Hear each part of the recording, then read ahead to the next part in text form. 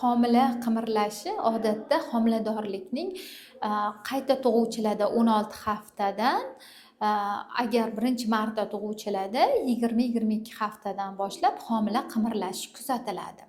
Homila qimirlashi bu ona va bola o'rtasidagi munosabatni belgilab beradi. Homilani kech qimirlashiga sabab bo'luvchi omillar, ya'ni ayolning yog' qavatini qalinligi bo'lishi mumkin. Birinchi sabab, ikkinchisi yo'ldoshda oldinda, ya'ni oldingi devorga yopishganligi bo'lishi mumkin bo'ladi va ayolda ish davomiyligi bilan bog'liq bo'ladi. Ko'p yurib harakat qiladigan ayollar odatda bolasi kamroq qimirlaydi. Xuddi allalaganga o'xshab bola harakatlari kamayadi. Ya'ni kechqurun uyga borganda, yotganda, dam olganda bola harakatlarini sanash mumkin bo'ladi. Bola harakatlarini tekshirish uchun albatta 10 qadam qoidasiga rioya qilish kerak. Bir kunda bola 10 martadan kam bo'lmagan muddatda qimirlashi kerak bo'ladi, miqdorda qimirlashi kerak bo'ladi. Bolani ko'p qimirlashi bu xavfli hisoblanmaydi.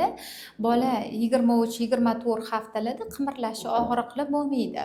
30-32 haftada boshlab bola vazni 2 kilogramm atrofida bo'lganligi hisobiga og'riqli qimirlashi mumkin. Agar har doimgi holatga nisbatan noodatiy qimirlashlar kuzatilsa, albatta vrachga murojaat qilish kerak bo'ladi. Agar bolajonimiz qimirlashi 10 martadan kam bo'lsa, harakatlari sust bo'lsa, bola qimirlamasa, albatta vrachga murojaat qilish kerak.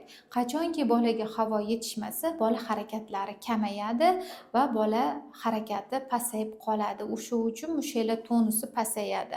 Bolani kam qimirlashi ko'p qimirlashga nisbatan xavfli hisoblanadi. Ma'lumot sifatli bo'lgan bo'lsa, bizga obuna bo'ling va bizni kuzatishda davom eting.